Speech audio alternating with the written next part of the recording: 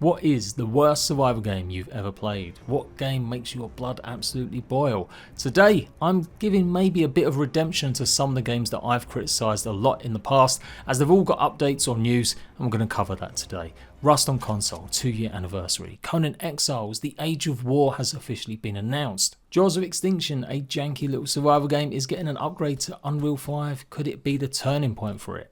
So all that plus news about a couple new releases that hopefully will be a lot more positive. Farworld Pioneers is incoming at the end of the month, and Above Snakes is about to release on the 25th of May, and I'm really enjoying this one. As always, it's not just the news, it's my opinion too. Good, bad, indifferent, I'll always tell you the truth. Let's go, it's the Survival Show. So Funcom have announced their next season of content for CONAN EXILES. The Age of War is coming. They've been doing teases, and then they put this up on Twitter, and there's a little bit more detail up on their Steam page. So part 1 of this season is going to be focused on clan hordes, clan emblems, weapon and combat improvements. And it looks like they're going to be going down the route of improving purges and maybe siege events eventually with the other 2 updates. Of course, each one of these is going to come with a battle pass. Kyra on Fire will have more details. Her and some other YouTubers got a chance to show and preview some teases about this upcoming updates. So if you're interested in CONAN EXILES, absolutely subscribe to her to see all the juicy details, I am sure. So I'll leave the link for her channel in the comment section down below. Given CONAN EXILES PvP was broke for so long, you couldn't summon any of the avatars, and on console that lasted for nearly a year. Maybe this is an attempt to really repair things and get the PvP back into CONAN, which has become more and more Care Bear over the years. CONAN's PvP has been rocky, lots of problems with decay timers going off at the wrong time, also hackers and overzealous admins and moderators, destroying clans, bases and more, saying that they're broken terms and conditions, which weren't really clearly outlined enough.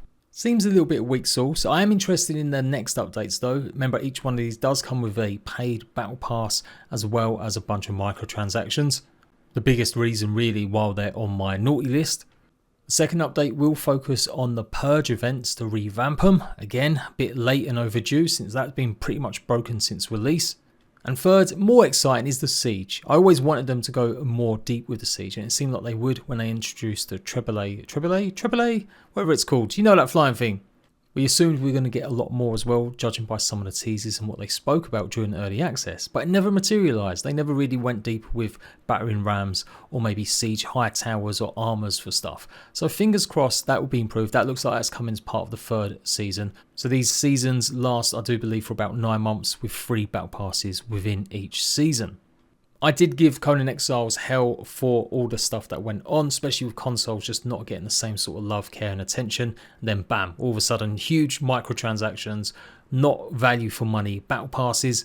Their review scores absolutely tanked on Steam, and they haven't exactly shot up in huge numbers, although there has been a rise in players obviously returning for some of this stuff, but it hasn't really maintained. They've not gone to new heights like maybe Rust has in the past, or maintained a bigger base like Ark. Either way, it's going live on June the 22nd, so I guess I've got till then to decide whether or not I really will try and revisit this game. Jaws of Extinction, a very rough survival game that was seemingly in development for years before eventually arriving on Steam last year, and it hasn't exactly set the world alight. So why am I even covering it? Well, maybe things can change and they can be improved upon. It's currently sitting at a 57% mixed score, but it is promising new big changes. It's going to be upgraded into the Unreal Engine 5 in the coming weeks and months, so it does mean that maybe major updates are going to slow down a little bit. Apparently they have been busy at work trying to improve the game. It was, I think, mostly negative till this point, so fair play. I will give maybe some developers a bit of more kind of optimism and a little bit more promo if I can see they're working hard, even if the game is kind of a bit janky and maybe just not my cup of tea. Jaws of Extinction is a survival open world game where you can go and help a settlement of people. It took a long time to really come to the fore, and when it did, it just really probably was not ready enough. But it is made by a small team, so yeah, hopefully the next engine upgrade can help improve and keep them scores going on an upward trajectory. I have been itching to try some of the games that I regularly slate and criticise, figuring I should maybe offer them a good fair chance since I've not played some of these for a while and see if they've improved. Rust on console is definitely one of them games. I was so excited about this release, I hyped it up for years, and then when it landed it was just absolute jank and horrible, not to mention all of the crap they did with slowness in updates, getting servers ready, and the monetization that they quickly shoved down players' throats.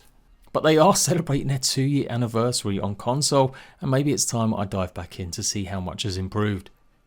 They had an anniversary event last week, and does look like they've got a big update coming at the end of the month, I do believe explicitly on the 30th as well, called the Excavator, so I'm guessing it is adding the Excavator from PC. Still no horses, still no private servers, still no real variation in the types of servers that you can play on. In their little press release, they state they've had 5 major updates in 2 years. Is that good enough for a game that was not early access but a full release, considering you get an update every month with the PC version? That's also another one of my big criticisms. I don't think so, but you know, as I said, maybe I've got to just shut up and give some of these games a try and forget about all the stuff that goes on around them. I've been trying to decide between this, 7 Days to Die on console, or indeed CONAN EXILES. But I think I'm going to give Rust a go on my 100 Days channel at least. So come see me play what I dubbed one of the worst console releases in survival terms of all time. And let's see together if it's improved starting in June. A couple new releases in the coming weeks. Above Snakes is actually out on the 25th of May on Steam. It's a top-down survival city builder and I'm really loving this game. I've got access right now to the full game code. It's been a bunch of demos running for a year and a half or so. I even backed this on Kickstarter as well because I like the look of it, and it really is a nice little game. Can't talk too much more about it at the moment, but yes, the demo they've just had running for a while has just been updated as well to truly reflect what the full game might give you. You basically survive on these tiles and you can progress and unlock new tiles, each adding a different flavour, progression and mixing it up in how you play, offering new resources, lots of new build materials, quests, NPCs. It's a kind of Wild West game with zombies and maybe more supernatural goings on. So yeah, absolutely going to see me playing it. I'll be live streaming it, get a day's early access to show you guys on Wednesday the 24th, and the full game's out on the 25th, and expect to see me doing this on my 100 Days channel as well, because I really am enjoying it. You don't know, I'm doing lots of survival games, 100 days live streams, and then the finished video. I've already done Small Lands and Sons of the Forest, so do go and give it a subscribe and check out my latest stuff going on. Find a link to that in the comment section down below. But yeah, Above Snakes, looking forward to this one. So Farworld Pioneer is more of a sandbox simulation game. It's very much looking like Terraria, but it's got big differences. You are basically surviving in a 2D world, but you can get NPCs to actually help you do all sorts of things. Building, combat, and much more. This isn't just your Terraria little pals to help you craft some new stuff. They've actually got much more uses. So yes, this is coming out, and finally consoles get a sandbox survival game as well. On Xbox, PlayStation I do believe as well, and Steam, all on the 30th of May. Another one that I showed off a good while ago on my JCraft channel, it's definitely got some promise. I'm going to see if I could get a review code, as definitely want to take another look at it and see how well the controller support for it is now. So yeah, if you ever wanted Terraria mixed with Starbound in its own unique way, then maybe Farworld Pioneers is the one for you. Weirdly, on Steam at the moment it doesn't actually have the release date, but they have been billing it and showing it off that it's coming to all platforms on the 30th. I'm guessing that's just a bit of an admin issue there. I know these types of games aren't every big survival fans, a lot of you really just stick to the main ones like Ark, Conan and Rust, but truly broaden your horizon a little bit and you can find some real gems taking a look at some of these smaller little survival games. Okay, lecture over, lots more incoming. We're going to be talking about so much. Don't forget, this Wednesday the Survival Evolved show will be on Raz Clark's channel, 9 PM, talking all things Ark.